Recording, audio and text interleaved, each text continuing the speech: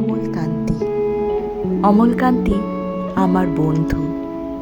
স্কুলে আমরা একসঙ্গে পড়তাম। রোজ দেরি করে ক্লাসে আসতো, পড়া পারতো না। শব্দরূপ জিজ্ঞাসা করলে এমন অবাক হয়ে জানলার দিকে তাকিয়ে থাকতো যে দেখে ভারী কষ্ট হতো আমাদের। আমরা কেউ মাস্টার হতে চেয়েছিলাম, কেউ ডাক্তার, কেউ উকিল। অমলকান্তি সেসব কিচ্ছু হতে চায়নি। সে রোদ্দুর হতে চেয়েছিল।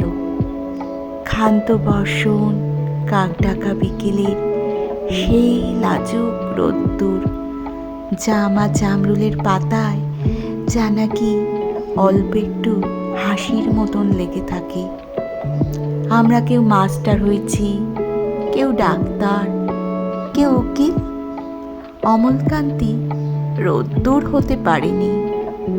সে এখন অন্ধকার একটা ছাপাখানায় কাজ করে।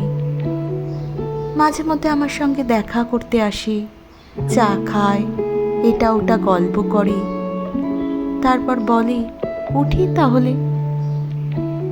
আমি ওকে দরজা পর্যন্ত এগিয়ে দিয়ে আসি।